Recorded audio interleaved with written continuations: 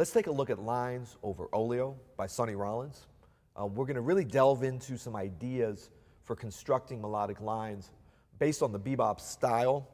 And I think that these ideas can really form a great foundation for all of your lines, for your melodic playing as an improviser. And this is a great place to really study them, and also just a great form, the rhythm changes form, in order to be able to really master, because there's so many tunes that are written over this form, this great 32-bar form. So B flat is sort of the most common key that we see this in, so we're going to look at it there. But remember that just like a blues, rhythm changes can be and can occur in any key. So we're going to extend now on the scales that we've learned in the previous lessons: the major, the dominant, the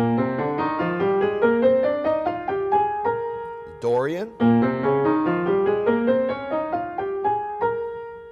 the melodic minor, the diminished.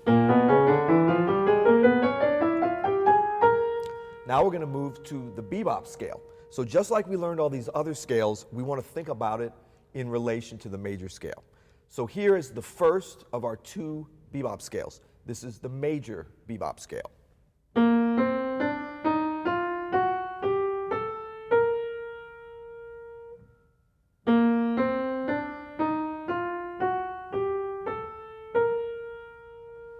Now, as we're learning these scales, or if you already know them, as you're reviewing them and working on extending them to different keys and different situations, we want to really listen to those tones and work on our ear training. Remember, it's not just about the fingering and the shapes and getting them into our hands and learning the notes. It's about the ear training, because we're using these as vehicles and choices for our improvisation. And we want to get to the point where we can really let our ears guide us. And that's the essence of what ear training is, okay? So we're going to look at this scale. What do we notice about that scale, the major bebop scale? This makes it different from the major scale. There's just one additional note. So your ears should really key into that. And it's an additional note. It's not like the dominant scale where we took the seventh and lowered it, where we changed a note. We're actually adding in a note. It's a big thing because it becomes an 8-note scale. So in terms of the timing of usage, we can do things that we can't do with 7-note scales. Check it out. 1, 2, major scale.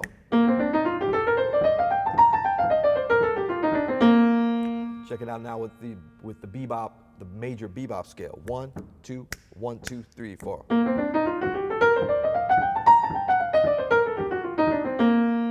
You hear how the timing comes out on the beat. If I start on the beat, 4, 4, 8th notes, right? But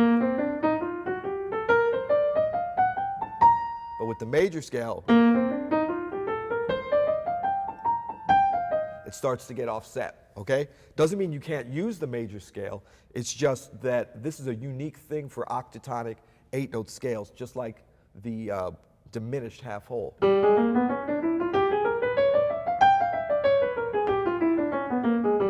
In terms of how it lines up, the symmetry that it lines up with, the rhythmic symmetry as well as the melodic symmetry.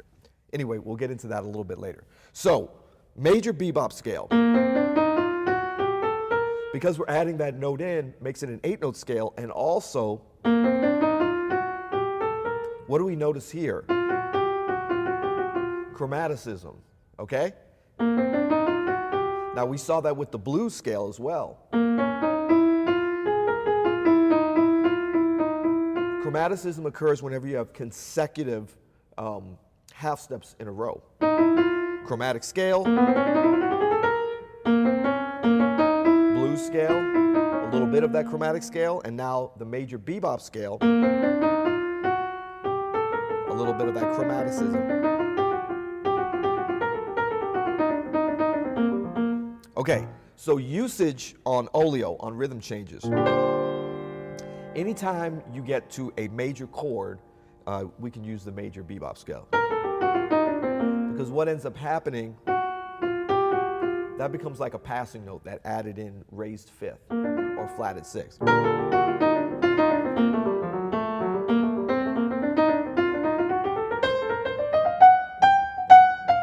And because it's a passing note, it's outside of the normal harmony, but it also is interesting and dramatic, okay? If I just solo over a couple bars of B flat major, 1, 2, 1, 2, 3, 4.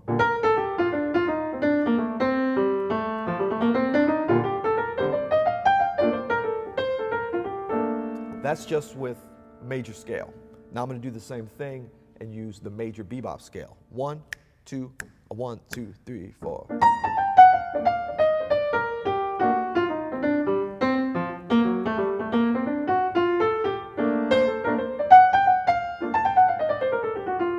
See how much more interesting it is? So that's a really nice thing about this scale, is that it already includes a non-correct note. I guess we could call it a wrong note, but it's part of the scale, okay?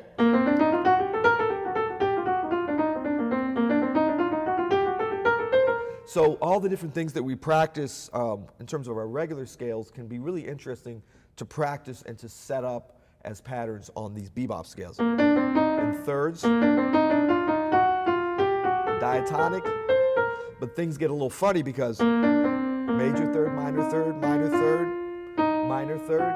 Now we got a major second. It's not a third anymore. Minor third, minor third, minor third.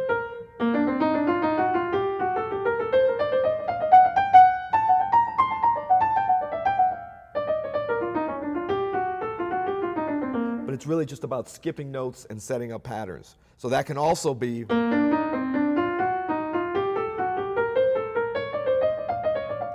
that kind of stuff. We'll get into that later in the scale practice. Okay, so just to quickly review the major dominant, major bebop scale. All right, now let's look at our other main bebop scale.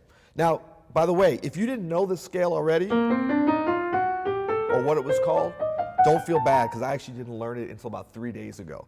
I've been playing it all my life, but I never knew that this was, I always thought of the bebop scale as the next one that I'm going to show you. I never knew there were two different. I don't know how I missed that, but it is in my playing, and I heard it. And so that's really the most important thing. Don't get too caught up on what the names are. What it's about is being able to hear these scales, being able to apply them, and being able to understand, not so much from a theoretical standpoint, but from a real-world functional standpoint in terms of where we place these scales and make our choices for our melodic lines, because that's really what it's all about. So the other bebop scale, the one that I've actually known was a bebop scale for quite a few years now, is the dominant bebop scale. So this one, in the key of B flat, looks like this.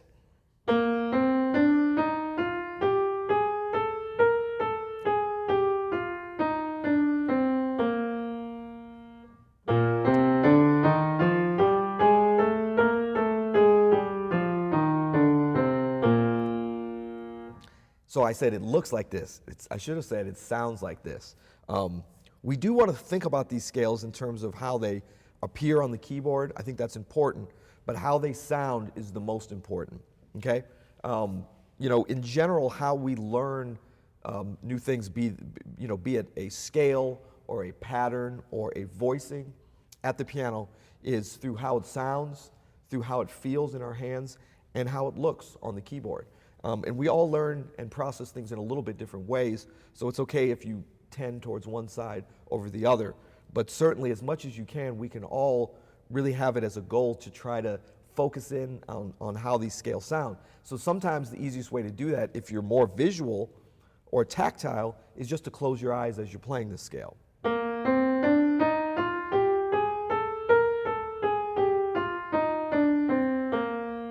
To really listen to those intervals and to memorize by ear what it sounds like, okay? So that when you go to the next key,